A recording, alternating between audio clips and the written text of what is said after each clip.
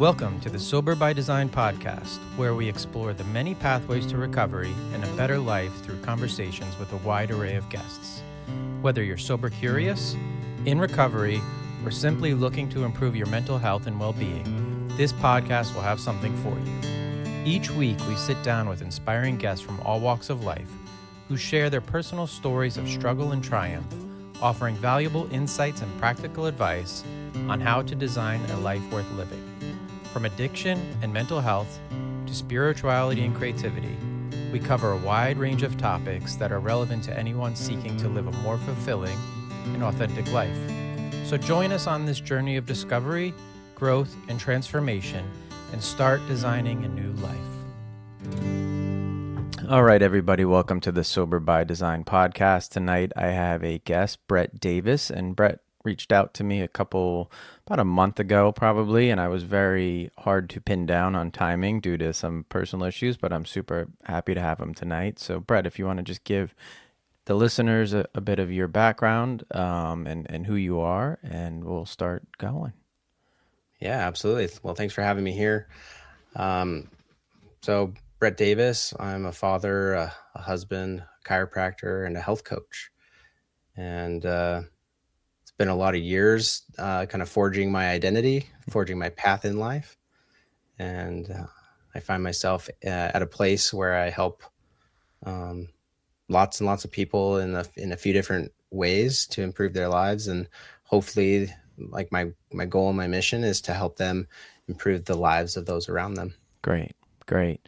I normally start out all my episodes just talking about where people grew up, how they grew up. I think it's super interesting to hear a backstory before we hear where you're at now, because it kind of gives people an idea of, hey, that person came from this and now they're here. And so a little bit about where you grew up, how you grew up, childhood, just anything you got, let me know. Yeah, you bet. In a lot of ways, I'm grateful for my childhood. I lived a pretty safe life, no major traumas in early childhood, which I'm incredibly grateful for. I am from Idaho. I was born in Washington, but grew up most of my life in Idaho. And I would say, dad worked every day and mom was home every day. One of 6 kids, and I'm the second oldest. So there's an older sister and then 5 boys. So I would say I grew up as part of a pack. So most of the time the leader of the pack. And so I had a lot of fun. Religious household. Okay.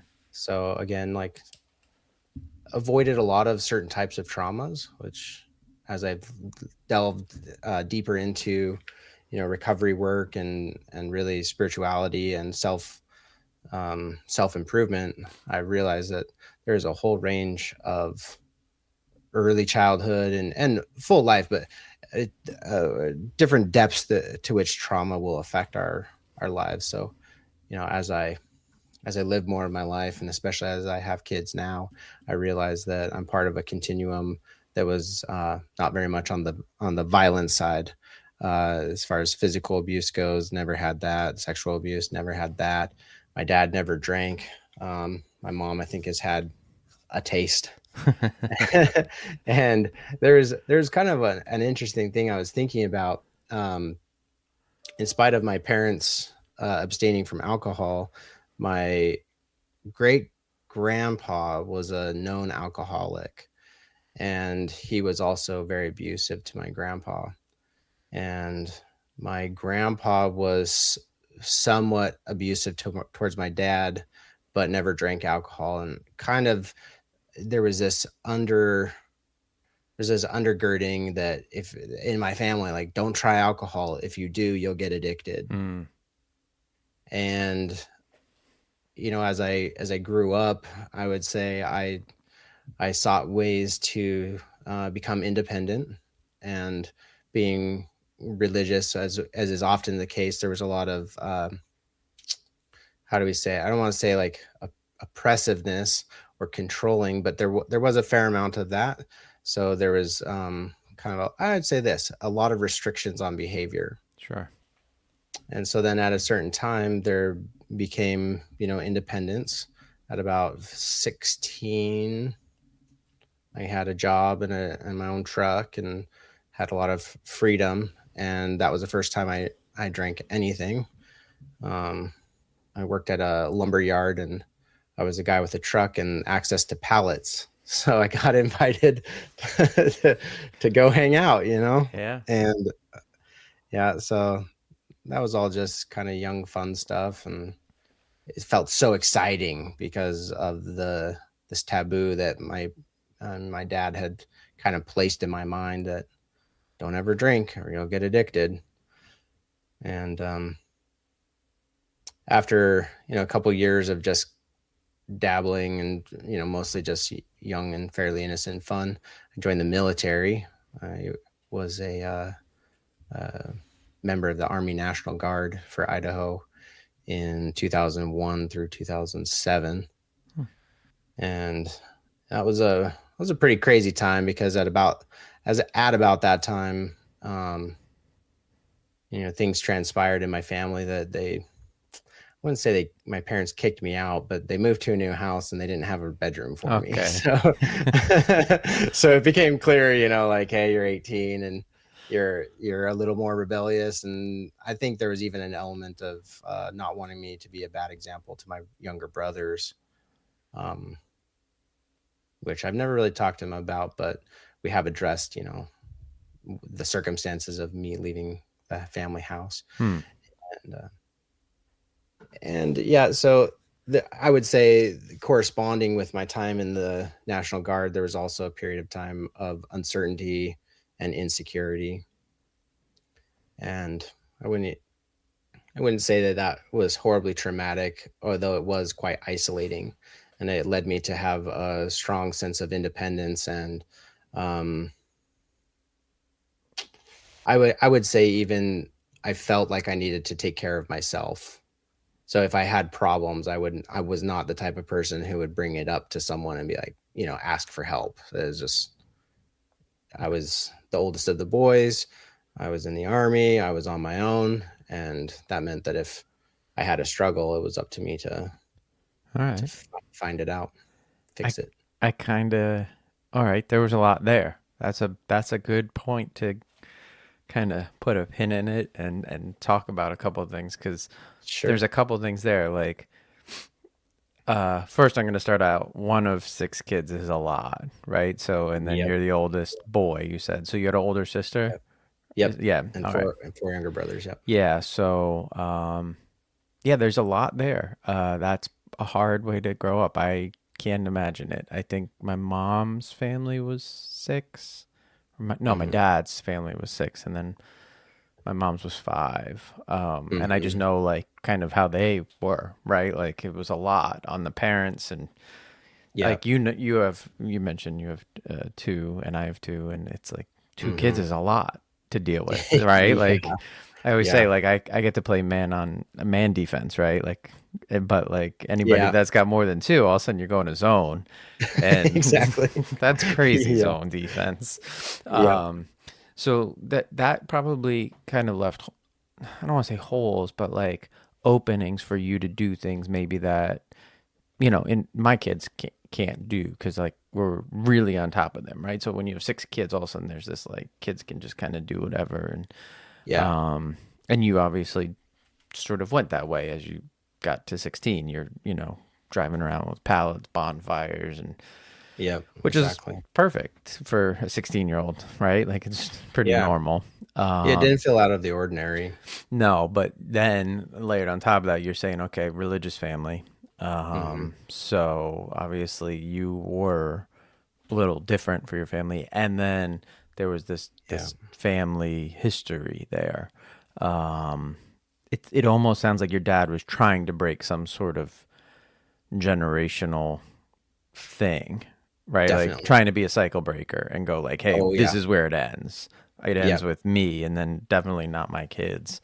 Because I know that, like, that's a big thing for me right now. It's like, I'm going to end all this trauma, right? Like, I've found out, like, just through talking, like, how far it goes back in my family. And then Oh man. you had it too, right? Yeah, It's like, it's absolutely. crazy. Yep. So when your folks kind of, now you're in the army, the guard, and you're kind of acting a little bit differently, they don't kick you out, but they don't give you a place to, call Yeah. to rest your head at night. Yep. Did that kind of bring up hard feelings for you? Were you really kind of just like, what does this mean? How did that affect your relationship at that point? It affected it pretty harshly, pretty severely for a number of years. I would say, I'm not sure I ever skipped Christmas altogether, but there were definitely, it was definitely pretty cold during those times that we did get together as a family. Um, I would say the hardest part was actually losing connection with my brothers.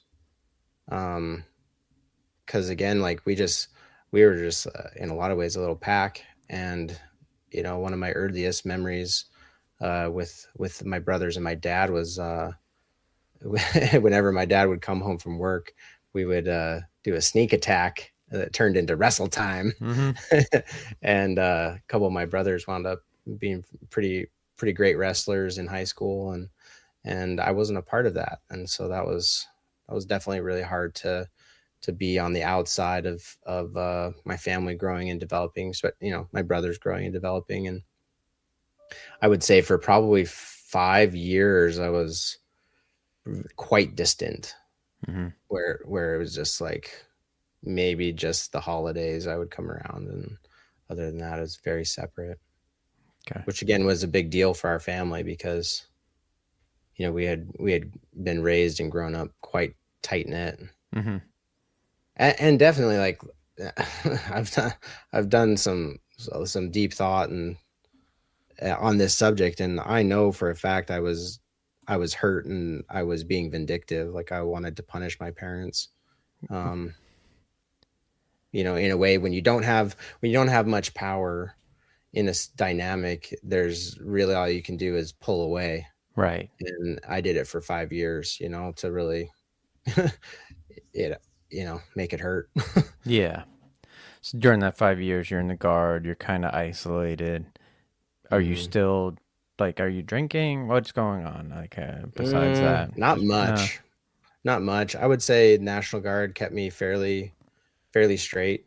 Okay. Um, beyond the few times that I drank at like high school age, I didn't really, like, I wouldn't describe myself as developing a problem then even. Mm-hmm. I would I actually was kind of proud that I felt like I was proving my dad wrong.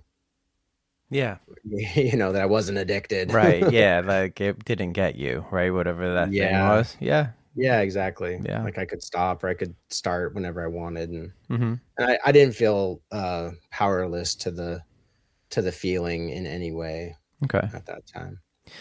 So after the guard, um, you graduated high school, you went right to the guard. What were you doing other than like after that? Like what did life start to look like after the guard?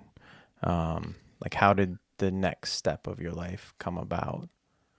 Yeah, so I mean, around that same time, um, as joining the guard, I met a girl, and we've formed a good relationship, strong enough that we stayed dating while I went to basic training and advanced training. So 4 months separation in a fairly young relationship was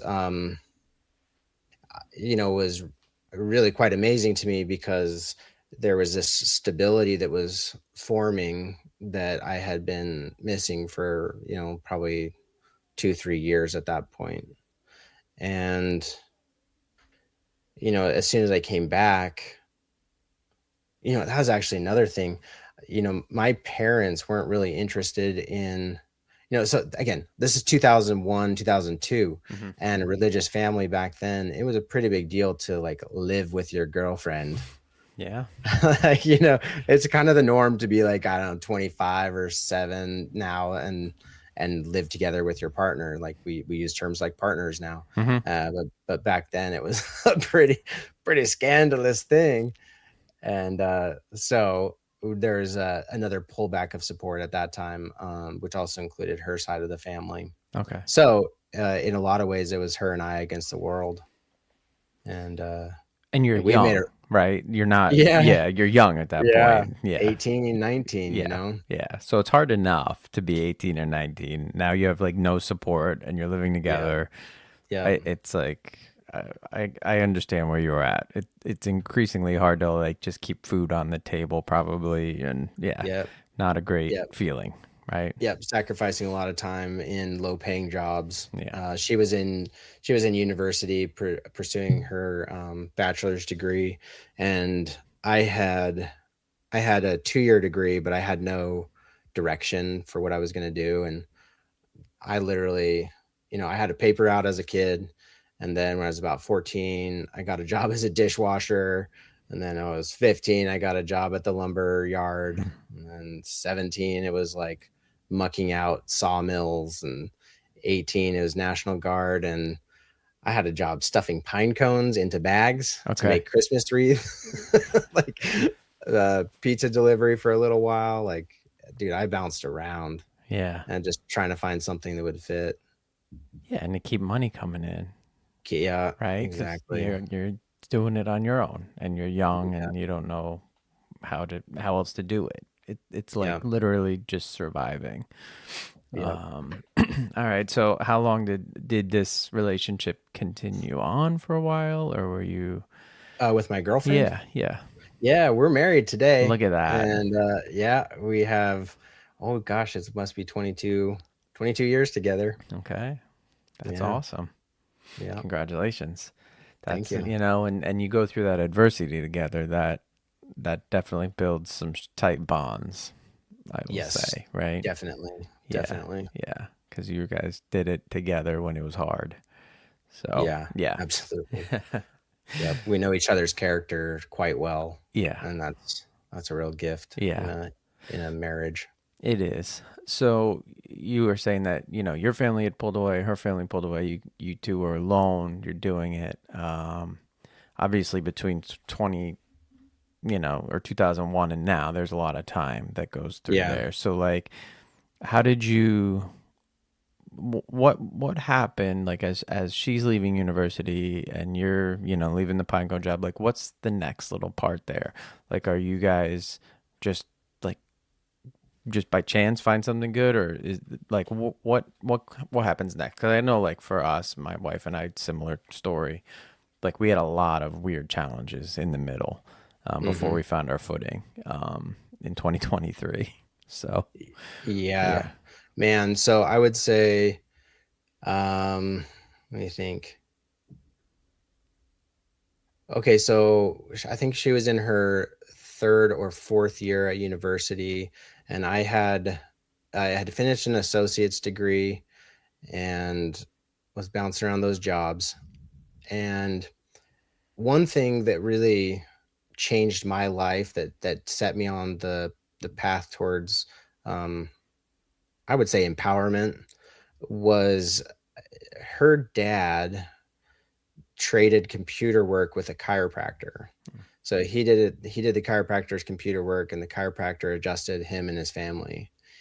And one time her and I were going on a date, and she was like, "Hey, I'm going to stop by the chiropractor, get adjusted. Do you want to come in?"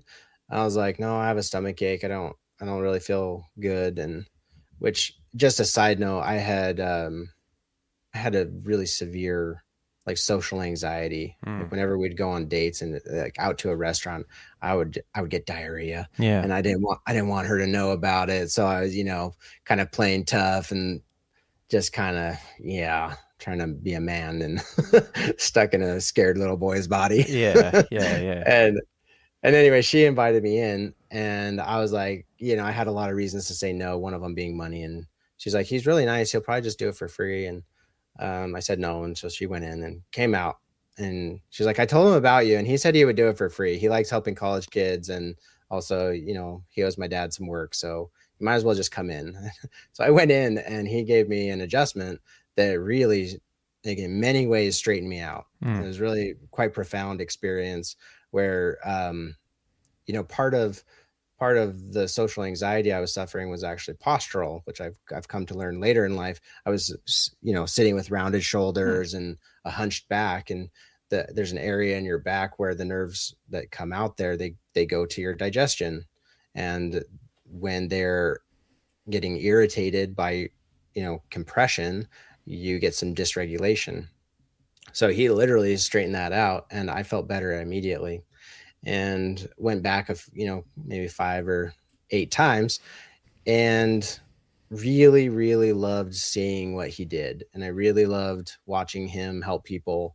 I'd see a full waiting room of people who are, standing around looking miserable, and a line of people leaving looking super happy. And that intrigued me. I, so to flash back to her third or last year of school, she asked me like point blank, like, what do you want to do when you grow up, essentially? And I was like, I don't know. And she's like, well, you've always told me you want to be a doctor. I was like, yeah. She's like, you like what Carl does, Dr. Carl, right? And I was like, yeah. She's like, and I know you're good with your hands. I was like, yeah. She's like, why don't you become a chiropractor? Huh. And I said, why not? So I was able to leverage my my standing in the military to get some credits from that. And then they do an accelerated a program where you can attain credits in an accelerated fashion. Mm-hmm. And I got my butt into gear and flew off to California to join chiropractic school. That's awesome. Yeah. And very sort of serendipitous that you're just going on a date and you're feeling the anxiety, which I can 100% relate to. Like, I always say, like, I know when I'm sick to my stomach because of food, and I know when I'm sick to my stomach because of anxiety. Like, it is a completely different feeling. It is. Right. Yep. And I just know it. And it's interesting that you say posture does it, because I myself am very rounded. I have some spine issues, and I'm just rounded because of those spine issues, but I also think I'm rounded because, like, just maybe, I don't know why. And I'm going to have somebody look at that. On the mental emotional side of how our body and our brain react or interact is when we round forward, essentially either we're carrying a burden, yeah, or we're closing off. Yeah. Well, I'm probably doing both. Yeah, probably. Yeah. And our bodies are tough, and they're there for our minds to kind of be like essentially a pressure relief valve. But eventually our bodies start breaking down, especially as we age. And then that's where a lot of people do wind up asking for help. Yeah. Yeah. I love the story. I love how you got to your profession. And I'm also just going to say that so I have like a general doctor that I go to, like if I'm sick and I have the flu and that kind of thing. But Sure. The doctor that I trust is actually a chiropractor, and he's my functional medicine doctor. So like, right on, man. That's who I go to for most of my care. And I'm glad you have someone like that. Yeah. And I think everybody should have somebody like that, because it's not like what I find totally annoying about the U.S. healthcare system is like when I go to the doctor and I'm sick, it's like a 2-minute conversation. It's like, I'm sick. Yeah. And they go, well, what's wrong? And I'm stuffy. Okay, here's Z-Pack or whatever it is, right? Yeah. Where my functional doctor, and you probably know this really well, it's like he'll do like a full blood workup, and then we sit and we talk about what came back, and it's in depth, right? And it's, very much related to things like you're talking about, like my stress, and what can we do to help with that? And this is why that's doing this to your blood. And it's just it's a relationship. And I think that is even, the chiropractic work that I've had done outside of him, like that relationship is even better, right? Like those people know my kids, they know my family. Like there's something about time with a person that I think is important. And you as a chiropractor probably have time with your patients. So you get to form actual relationships, which I think is amazing. Yep. Right? Yep. Yeah. Yeah, absolutely. It's an honor, honestly, to get as close as I do with so many people. I think I've seen probably 7,000 or more individual people after my 15 years. Wow. And done tens of thousands of, adjustments. And it's not all the time that I get to see the good that does, because essentially the good that I do, one of it is I remove people's pain, or try to. But what that translates out to is they go home and they treat their loved ones with kindness, love, and respect. Right. And they go to work and they stand up straight, and they encourage others around them to stand up straight. And I have a cool story. I'm not sure if this is exactly the right time for it, but every once in a while I get a glimpse of that. Yeah, go for the story.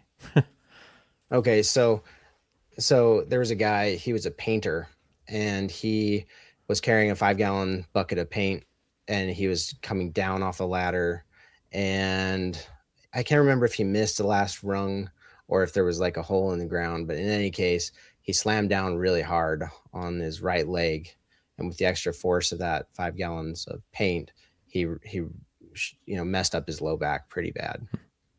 And I knew his boss, and so his boss kind of sent him in. And when he came in, he was, he's kind of dirty, like tradesmen sometimes are, but he also smelled of alcohol, like he had been drunk the night before at least, and maybe had something to freshen up in the morning. And he didn't really make much eye contact. He definitely didn't smile. He didn't really have much hope that he could get better. There was a few months of pain at this point.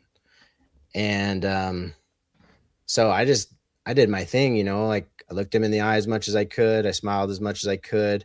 I used, the power of, laying your hands on someone with good intention for raising them up and starting to help them heal. And then I also did, good adjustments. And it was about maybe 4 visits, and he brought in his wife, and his wife came in and she's like, I can't afford to see you, but I was just hoping, can I watch? I'm really interested in seeing what's going on here. I was like, yeah, absolutely. Come on in. And we kind of connected, and she was always just like, she would cheer for every, joint that she heard pop, she was into it. And, for about 6 more visits, he kept getting better and better. And about that time that she came in, he didn't smell like alcohol anymore. Huh. And I noticed that because it had been so strong. And, so in the next few visits that she came in with him, she was like, I'm saving up money. I'm cleaning extra houses. I'm going to be able to afford seeing you. And part of me just want to say, oh, just hop up here. Like, Sure. Get up here on this table. I'll take care of you. But the bigger part of me was like, honor the effort that she's going, because basically if I were to just do it, it would diminish it. And then all the work she had done to, save up would just be, it almost would insult that. So in any case, she comes in for her own visit, and she stops in the middle of the exam, and she's got tears in her eyes. And I was like, what's going on? And she's like, I just want to thank you. And I was like, for what? I haven't done anything yet. She's like, no, for my husband. I'm like, well, yeah, that's what I do. And she's like, no, you don't understand. He used to come home with a 12 or an 18 pack of beer every night, and he would sit down on the couch and he would drink those beers until he passed out. And now he comes home and he sweeps me up in his arms, and we dance around the kitchen, and I get to see his smile again. And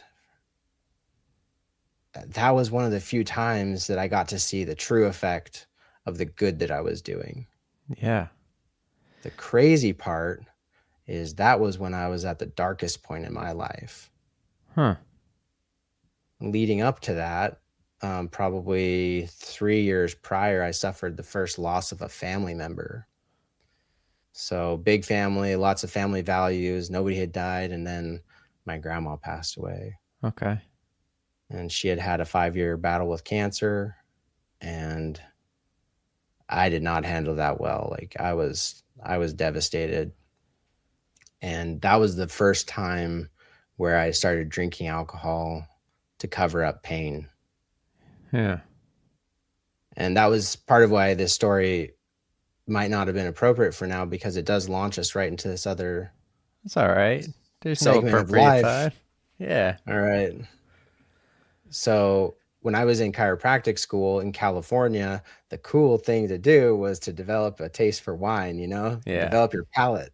And I was getting good at it, and I was enjoying, being able to tell the difference between, different types of reds, and turning my nose up at whites because they're too sweet. And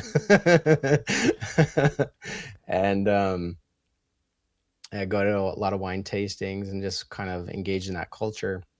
And when my grandma died, I definitely had this sense that I knew what to do to make the painful feelings go away. And that was, from the joy that I had found in that totally culturally acceptable alcohol experience. Mm-hmm. Like there was nothing out of the ordinary until then, where maybe I would say there was never a point in my life where I felt like I had a problem until I started drinking to cover up pain, and the pain didn't go away. And so I would drink more, and still the pain wouldn't go away. And then the lowest point was when, I was hiding, I was attempting to hide from my wife that I was drinking. And that's a complete lie. I was telling myself, she knew. Yeah. They tend to know. Yeah. Somehow they tend to know. And the crazy thing about people who, like in your case, like you had pain and you're trying to regulate it and you use alcohol, which is like it's a depressant, right? So like you're already sort of feeling down, and then you're bringing yourself even further down. Because people always have this idea, it's like, oh, okay, it makes you the life of the party or something like that. And yeah, Right. maybe for like a minute. And then there's this like exactly. really bad drop off. And then you're just, you think, okay, one more and I'll get to that happy place. And it's like you just go further into that hole and further into that hole. I experienced that. Yeah, it's rough. It's rough. I'm sorry you felt that loss, and I'm sorry that it brought you to that place, because it's not, it's not a unique story. It's a story that you hear over and over. Like, this event happened, and then I did this, and I'm betting that the guy that you treated had some pain that he was trying to cover up as well, right? Like, exactly. Yeah. And people think that substance is going to help alleviate pain, which is not the case, right? You got to get to the root of it. For him, it might have been physical. It could have been mental too. I don't know. And for you, it was mental. So how did you like figure it out and then get out of that, I guess, is my question. Yeah. So my grandma that died, she died early in the year. She passed away like middle of January. And then that's when I started drinking. Not, I would definitely say more, but I started drinking to cover my pain. And then my second grandma died that same year. And that sent me even deeper. Like that was probably the time where if I were to say it was a problem, is, hiding from my wife, but also I would drink in the morning, to just like get rid of the hangover. And that's a hard place to be, like to just not feel right without it. Yeah, that sucked. But there was some light for me.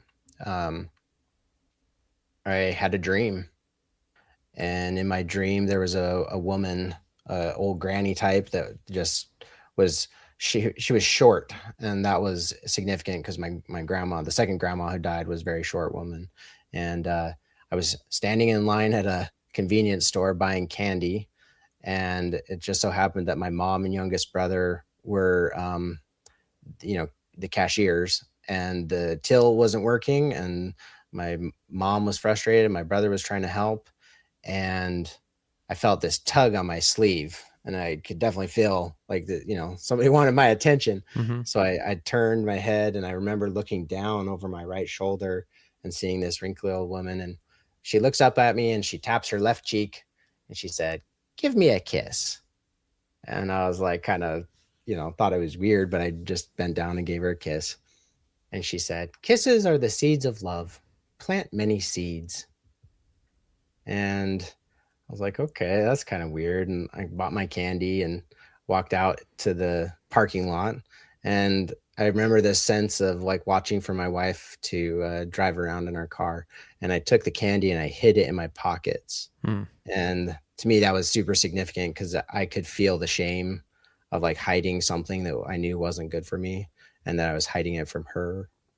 And as I was standing in the parking lot, this man was walking straight towards me, and he was like weaving, kind of zigzagging through all the parked cars and walked through a couple rows to get at me. So my attention was forced to him.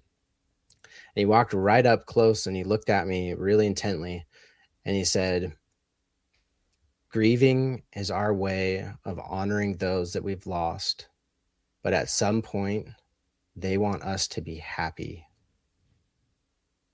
And then I woke up, and that's when I talked to my wife, who was my girlfriend at the time, and I said, "Hey, I need to talk to you. I've been hiding that I've been drinking." And she said, she's just the light of my life, and she said the perfect thing, and she said, "I know. I was going to give you about 3 more months, and then I was going to leave you." Hmm. And I was like, I just like slack-jawed. I was like, "Really?" And she's like, "Yeah, because I know you." She said, "If I had told you to stop, you never would. And if I let you figure it out, you would change. And if you didn't change, I couldn't be with you." And I was like, holy shit. And so we cried, and I decided that I wanted to change my behavior. And I started to. I stopped buying the alcohol. I definitely stopped hiding it. The first step was actually really owning my behavior. Mm-hmm. Just being very honest. Like some of the time it was like, "Hey, I got a major craving right now," and just saying that out loud. And sometimes I would answer that craving, but when I did, I would say, "Hey, I'm choosing to have a beer." Yeah. And that change planted some seeds of some seeds of love, but some empowerment and some responsibility. Yeah. And from there, I would say it's been a real journey. Like that was 10 plus years ago now. But I have to turn to that dream and those powerful words and feelings that got me to stop choosing to cover my pain and my sadness, and to stop honoring those that I had lost in that way and start being happy. Yeah. It's that first step of saying, "Hey, I have a problem," is the hard part for people to do. Mm-hmm. I will say the way that your wife dealt with it was super mature and different. Like that isn't a normal way to deal with it. So that is Mm-hmm. kudos to her too, because Yeah. sometimes people push too hard. So like again, like everything kind of worked out there in a great way. Mm-hmm. And I know Mm-hmm. some people listening might go, "Well, Brett didn't stop totally. Like he said, I'm going to have a beer." And what I would say to that is that's his story. And, it's also, I was talking about it yesterday with somebody, it's a form of harm reduction. Right. So Mm-hmm. like I advocate for that now. And that's something I wouldn't have done when I first started in my recovery journey. Like I said, it was very binary. It was you were a drinker or you were not a drinker. Mm-hmm. But for you, the problem wasn't so much the drinking, it was how you were going about it. You were hiding it, right? And it was this Yeah, this so exactly. like all of a sudden you said, okay, I'm not hiding it. I am coming out and I'm going to tell you that I'm doing it. And this is why I'm doing it. It's not to Hmm. cover pain. It's because I want to celebrate, whatever it is. Right. And you were Yeah. able to figure that path out. Hmm. Um, it's not for everybody. I'm not saying that that's going to work for everybody, but it worked for you. And then you were able to get your life kind of back going in the positive direction. Hmm. Um, which I think is great. It was a very sort of, you know, mature and different way to deal with it. And Hmm. that's what I'll say about that. Um, Yeah. so for 10 years, you've kind of been on this journey. Hmm. You obviously are you married now, right? And, Yep. yeah, Married. Yep. Yep. yeah. So, and your profession has been going great. Are you Hmm. continuing the chiropractic only, or do you do other things inside of that practice? Or is it just straight chiropractic? Yeah, so I do the chiropractic, which I really love, and I also do online health coaching. So kind of like your functional medicine uh, practitioner side of your. I think you said chiropractor. Yep. Well, yeah, he Yeah. doesn't actually adjust anymore. He's kind Hmm. of just gone full functional. Um, Gotcha. I think Yeah. he's maybe adjusted my wife a couple times because she's got a wicked bad back. But Ugh. yeah, no. So you do the Yeah. online health I'm still coaching? blended. Yeah. Yeah, I'm still Okay. You're still blended. All blended. right. That's good. Yeah. Yeah. So basically, with the health coaching side, a couple years ago, I realized that the pandemic. So I didn't say I live in Canada, Okay. and yeah, so about 5 years ago, my wife and I made the move, and it's been really good financially, but the pandemic hit. Pandemic regulations hit harder in Canada than most of what I experienced or my family told me about in especially Idaho. Like Mm-hmm. Idaho is very, you know, well, if you get sick and die, well, that's your fault. And if you want to just live your life, like just go live your life. And Yeah. so I know some places in the U.S. shut down pretty hard, but we were locked down quite hard. And there was 10 weeks where my practice was shut down, and then after that, it was like mask mandates, and then there was potential of vaccine mandates. And what it made me realize is that this hard fought success in chiropractic was actually quite vulnerable. Mm-hmm. And you know, luckily, because of all these experiences in life, I I was in a lot of ways prepared for that adversity, because I knew that if I wanted a solution, it was coming from me. Like that was my core belief. I Mm-hmm. was independent. I wasn't always I didn't always feel a strong sense of the right to be heard or the right to just be, but I did feel a strong sense of the right to be independent. So when these things were facing me as I perceived them threats, I decided I needed to change and to grow. And so that's where I did, well, one of the things I had learned was to ask for help.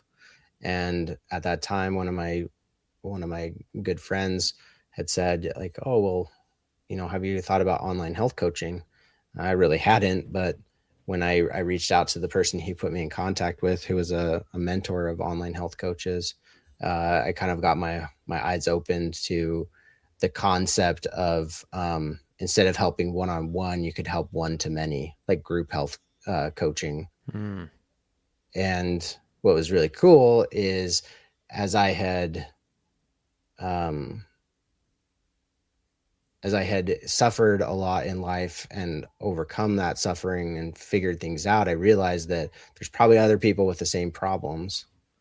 And so my mission really kind of quickly became clear that my purpose was to help specifically men to be the best versions of themselves so that they could make the world the best version of itself. Mm-hmm. And as a young man growing up in the 90s and early 2000s, it felt kind of weird to um to watch, how do I say this, to watch girls and womanhood being promoted and supported and kind of celebrated, and then a shift towards manhood and masculinity being somewhat vilified more recently. Not that that was the whole time, Mm-hmm. but what I realized is each of us needs to be our true self, and if we're not, then everybody suffers. Sure. So an example would be when I was somewhat younger, I held the door open for a woman, and she said, "I can do it myself," and I stopped holding open the door for women. Mm-hmm. But that was a core value of mine. My dad had taught me, you know, your mom is a queen, your sister's a princess, and all the other women are queens or princesses to someone else. Sure. So you're a knight, and eventually you'll be a king, and it's your duty to protect them. And so what I realized more recently, especially, was men aren't living up to their knightly duties. They're not living up as kings. And it's not that they're better than women or worse than women. It's that each of us have an opportunity to be our best version of ourselves.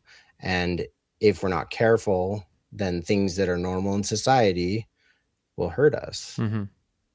And so I think, my struggles with alcohol and my struggles with being independent, forced to be independent early, you put me in a position where I could have some real empathy for the struggles that men go through. And, men are powerful in the way that they affect their environment. Yeah. And so when we see the world not going the way we want it, we have to, I guess, look to the areas where we can help. And for me, that's it. It's interesting for sure, what you're saying. And I know that I've heard a bunch of people talk on this topic. Jordan Peterson, who's from Canada, talks a lot about this topic and Yeah. sort of, there's been a shift in how, men live and kind of what we do. And I read his books, his one book.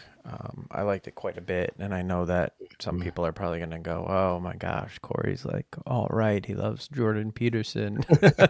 Right. And it's like, or read the book, right. And understand what he's talking about. Right. And, and to your point, it's a lot of principled stuff. And I think it, to me, it almost crosses over the gender roles too. Like, it's like, to me, it was what I took out of a lot of it was like, just do the best thing, right? Like that's kind of what I just kept taking out of everything that he's saying. And, and that's kind of how we teach our kids. It's just do the next best thing, right? Like just keep going that way. And if it's holding a door or if it's, helping your neighbor or whatever, it's like, that is what I think is really starting to miss from just general society. Right. And, and then, to your point, some of these things are frowned upon now.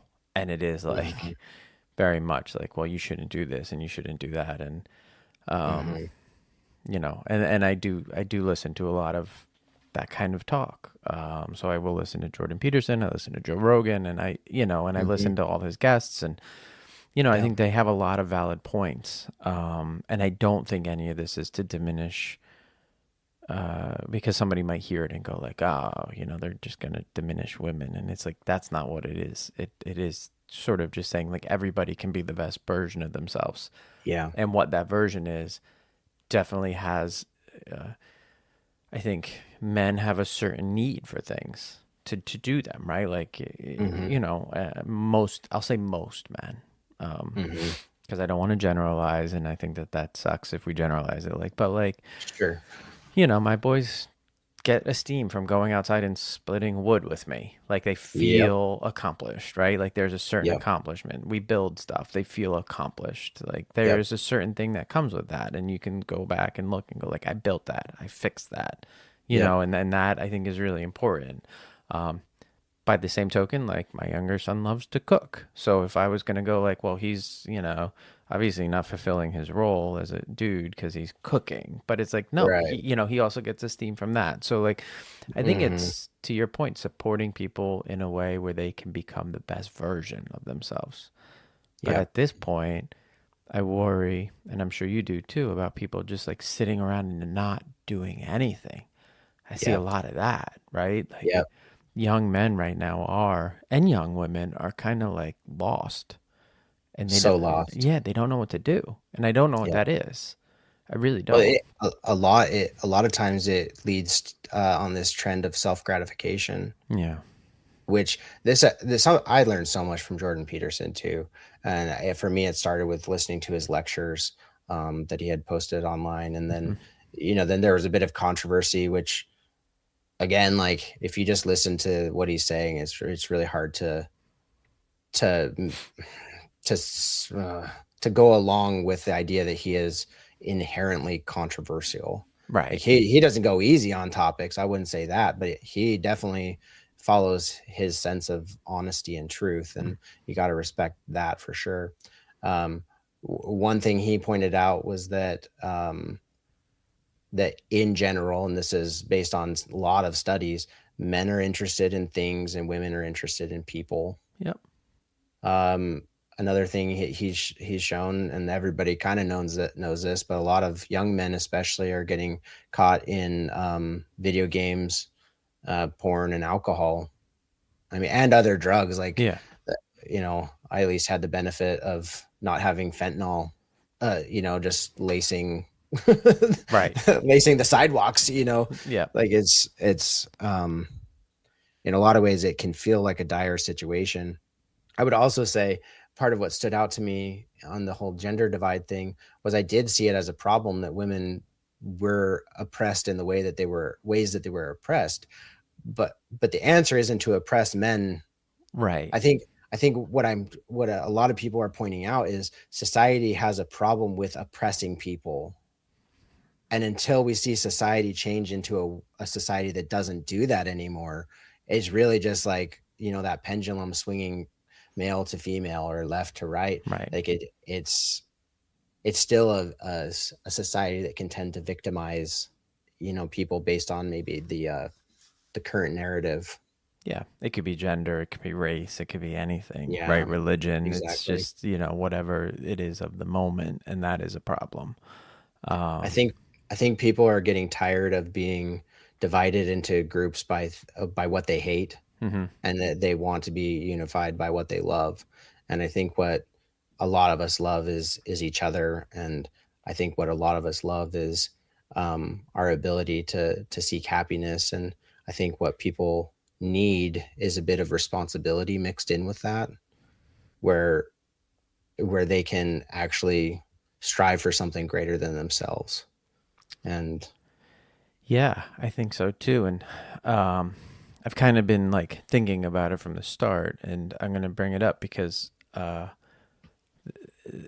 this weekend, my younger son has been asking to go to church for a while. And I don't hmm exactly know why. And I just, and you grew up religious, and hmm I didn't. But then my mom became very religious when she found recovery, and hmm became a youth minister, a pastor, youth.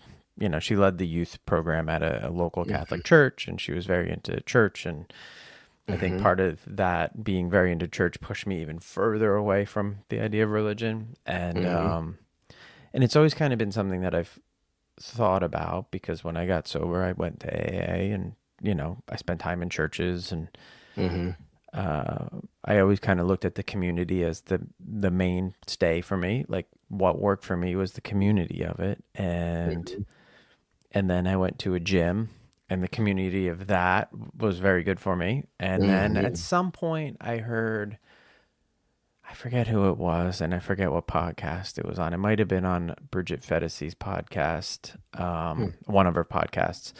But hmm I think she had a guest on, and they were talking about like, Orange Theory, and I don't know if you have Orange Theory in Canada, Yep. but yeah, Yep. so like that, or Soul Cycle, or any of these things, CrossFit, any gym has sort of replaced religion, and you pay Mm. for it, right? So like you're Yeah. paying for yeah, you're getting on a bike, but you're paying for this sort of community, and you have like an Hmm. instructor who's kind of leading this, class, and you're getting this Yeah. like experience for an hour, Yeah. a couple times a week. Yep. And, this person was saying you used to get it for, you know, yeah, you'd give an offering at church, right? So it was a Hmm. couple dollars, but like your whole family was there. You saw other families. You helped each other throughout the week, and you didn't have to pay for that experience. Yeah. And it came with community. It came with like building some responsibility, right? Because you probably volunteered. It came with all these things. And this is like now just sort of dissolved over time. I mean, I don't know how you see it. Maybe it's just Northeast, but, so anyway, I went to church this weekend. Nice. And Yeah. I got my son went to like the youth room, and I went to the main room, and I don't know Hmm. if this particular church is my style. Hmm. I definitely am looking for the community aspect of it. Hmm. Um, but do you think that there's something there, like where if people found better communities, they would then start to find those things that just used to be so commonplace? Like, is it the disconnection? Is it the fact that we're all sort of like looking in a phone all the time and Hmm. communicating with people who are like across the globe, and liking, Hmm. like there's just some weird disconnect from reality, I think. And I wonder if there's a real simple way to get it back. What do you think about that? Man, I think you're hitting on something super important. I think, if we look back throughout history, there's definitely times where society has been tribal, and societies obviously evolve, and some are in different places than others in that evolution. And we might say that what we're doing isn't the most evolved version of society. Hmm. Uh, like, so the grandmother that I was telling you about, who asked for a kiss on her cheek, um, she she was an artist in central Montana, and she she had been invited to go to the Crow Reservation powwows and take pictures, and to make a whole body of work. And in sometime around, I think it was the 1940s or 50s, she was selected to do a commission for the U.S. government to do some Native American artwork. And she knew the chief, so she was like, "Why did you choose me?" And he said, "Because you see our people as I see our people, or as we see our people, a proud people who have lost everything." And she would tell me stories about how when they'd hunt, they would say a prayer thanking that's the spirit of that animal, and that they would use every part of it, and that they would work as a community to take that animal to and give it to those who couldn't hunt themselves. And because of that, some people would process, and some people would just grab berries, and some people would tan hides, and they would all work together to pack up when the snow came, and they would travel. And for me, that always stood out as like a very advanced society, Hmm. where in a lot of ways everybody had a purpose, everybody had a way to contribute, everybody was able to seek excellence at something that didn't just benefit themselves, it benefited everyone. Throwing a spear straighter or farther meant more food. Yeah. Shooting an arrow more precisely meant more food. Um, and so for me, like, having that perspective there, I was actually fairly harshly, um, looking at society and just saying like, "Hey, we're not offering that." We got cool technology, we got cars, we have fences, Yeah. we have walls, we have borders. Um, we do have, some awesome medicine. Like, there's things that are like obviously really great about society, but I would say on an individual level, people are suffering. Yeah, I definitely believe it, and I feel it, and I think that some of our best, when my family feels the best, and they might, kind of make faces when I say it, but like when we're volunteering in our community, Mm-hmm. which we try to do quite a bit, like that's when I see the most joy on all of our faces, right? Like, That's nice. just stuffing bags full of food for families that don't have, right? Like, Mm-hmm. or helping set up. We're going to be setting up for an event at the school on Friday. Like, my Mm-hmm. older son will be like, "Oh, I don't want to go. I don't want to go." But like, he gets something out of that, right? Yeah. There's a give and a take. And, Yeah. when I coach youth sports and, but the amount of family, and I'm sure you see this too. Like I know I was just in Canada, and Canada's super nice, and the people were nice. But I'm sure you see this. Mhm. There's only so many families in a community that give their time out to the community, right? So it's like the same Mhm. names. It's a limited number of people who do it, and I think part of that is it's increasingly hard to make a living. So I understand that Mhm. it's hard to carve Yeah. out time, right? Like Yeah. it feels like that is the last thing you want to do is carve out time to just do stuff for other people. But I Mhm. swear it's when you feel the best. It's Yeah. like, and it's something to do with supporting your community. It's probably like baked Absolutely. into our DNA, right? Oh man, it is. I Yeah. mean, like evolution, this concept is actually fairly simple. If you increase your likelihood that if a behavior or genetic trait increases the likelihood that you'll mate and then bring that offspring up into the position where it can also mate, then that trait will be expanded upon. Right. And community freaking matters at a genetic level Yeah. because obviously there are certain times in life where being a part of a group means you're going to survive, Of course. and you can only be harmful to that group to a certain extent till that group will say, okay, you actually have to go. Yeah. Yeah. I mean, yeah, that's true. I can imagine like back in the day, like if you were just leeching off of the community, Yeah. like you had to go away, like you had to Yep. bring something to the table. Again, you can throw the spear, you could shoot the arrow, you could make good clothing, you could do, Mhm. you figured out how to garden well or whatever, right? Yep. And then Feed I've also babies. heard the concept of like right now we get so kind of flustered mentally because of social media and how far our view goes, right? Like this Mm, concept I've heard on some podcasts, like where you used to be able to like have so many relationships in your brain, and now we have mhm. like thousands and our brain can't handle it. But you can also see way further than you used to. Like you Mhm. only used to be able to see like your house and then like maybe down a couple farms, and you Mhm. that was your comparison, right? Yep. Now you're comparing your life to not only like yours but like a celebrity, and then you're getting a snippet of like, Mark Zuckerberg, and like what, there's just too Yep. much. And when we Yep. grew up, we saw it a little bit. I mean, there was MTV Cribs, there was Lifestyles the Rich and Famous, there was that Yeah. stuff. But it was like it wasn't like in your pocket. Like literally Yeah. you take your phone out of your pocket and it's like you're confronted with like, I'm not that. And that can't be Mm, good for us. There's just so mm, much that's like working against who we are as people, mhm. and like literally trying to make us unhappy on a daily basis. That's how it feels. Well, no, you're 100% correct on that.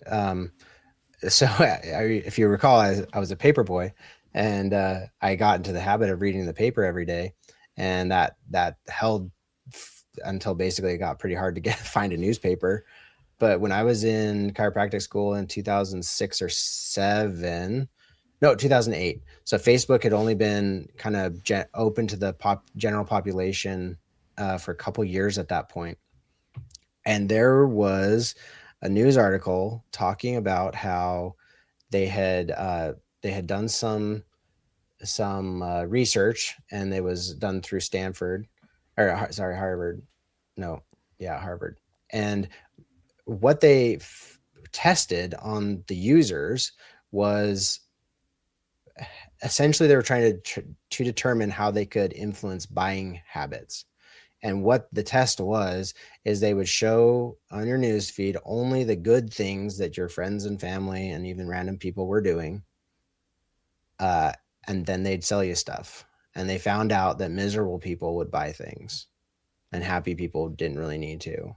And so, literally, the algorithm was designed to show you things that would make you go buy stuff.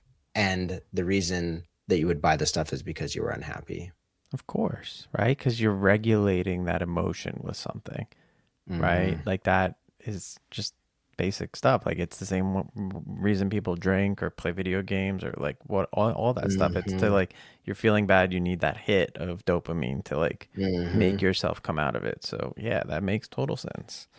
Yep. Um, There's another bit of relevant research, and there's obviously a lot of tests and studies that have been done on rats, but the one that always stood out to me was rats and addiction.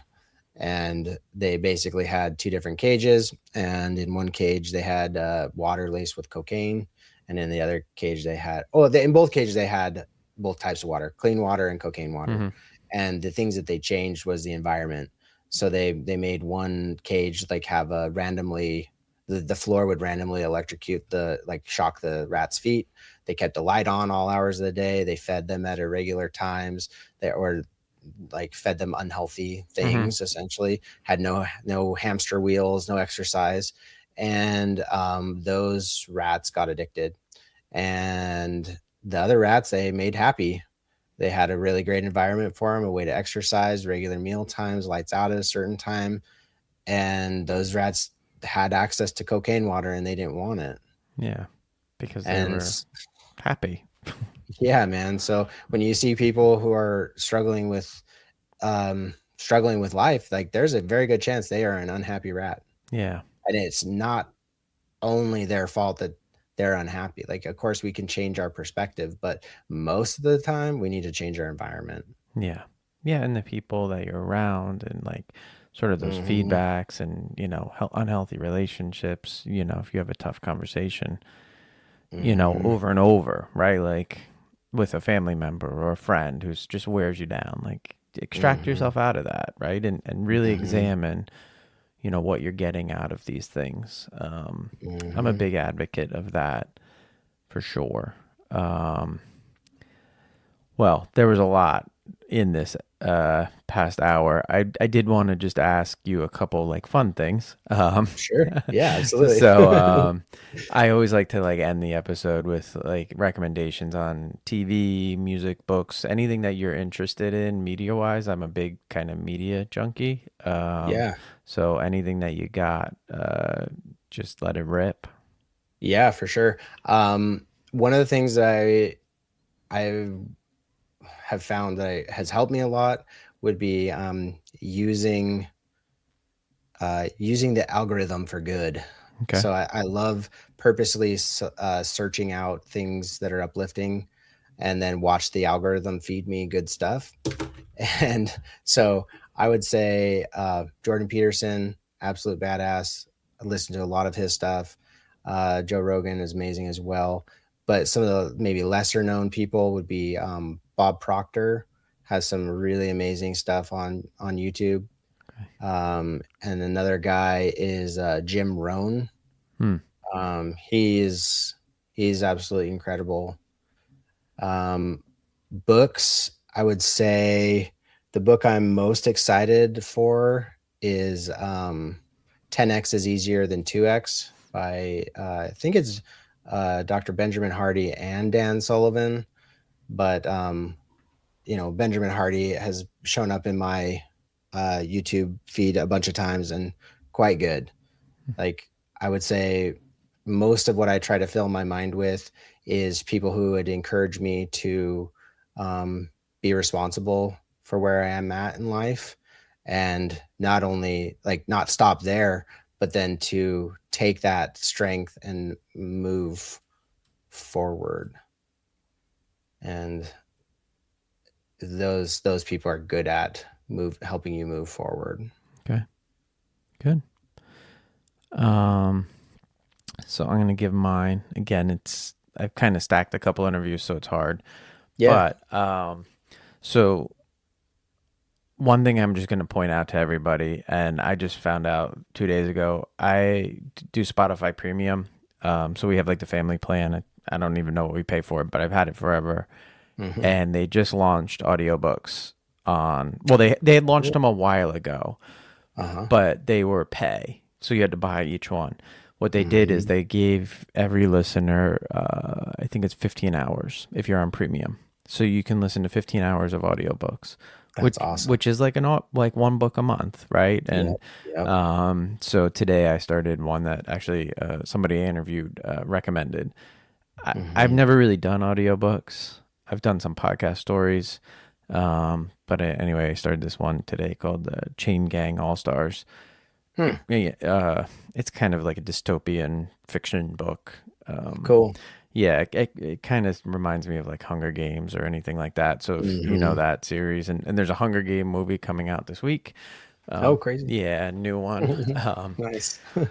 But my other thing, and I haven't watched it yet, but I saw it drop on Netflix. I'm a big David Fincher fan, so I loved Mindhunters on Netflix. I don't know, it's a show that was on Netflix about serial killers and sort Yes, of I did see that. yeah. So and there was a Yeah. book about that. Superb.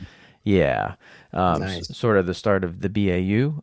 So he has a new movie on Netflix called The Killer, and so I'm gonna give that a go because Nice. he hasn't really disappointed me yet. Yeah. And especially in that genre, because like Seven, and he also Hmm. did the Zodiac movie. Like everything he's done in that genre has just been, Wait, he did. That's the same guy? yeah, yeah, That's crazy. yeah. Those are, So yeah, Mindhunter, Seven, superb. and then the Yeah. Zodiac were all Yeah. like through him, and Crazy. they're all kind of that same feel, right? Like there's Yeah. Oh, definitely a yeah, feel about definitely. it. Yeah. So again, Right probably a on. little dark on my recommendations this week. Yeah. But yeah, this was awesome, Brett. And I think, listen, if there's any, people looking out there, and do you specifically work with men at this point? Is that the goal on your online stuff? Yeah. So, a big part of what I do is just help people lose weight. Okay, That's open to anybody, but my legacy program is designed for men. okay, great. And where can they find you? I'm on Instagram at dr.davisdc. Okay, And then my website is helix.health, okay, HEALIX okay. health. Everything will be linked in the show notes, and I think what you're doing is great. You are affecting change in people, which is amazing. And if everybody could help change one person, it's a big deal. And you're Mhm. doing it on scale. So I think that's awesome, and I love to hear your story. It was really interesting story of where you came from and how you got there. So Well, thank you. keep doing the work, and again, thanks for being on tonight. Absolutely. All right, and It was an honor. I enjoyed connecting with you, and I found that you had really insightful questions, and I appreciated that because, telling a story of this depth and magnitude and importance, it can be hard to be vulnerable, and you made it quite comfortable. So thank you. great, thanks, Brett, and everybody tune in next week, and there'll be another episode.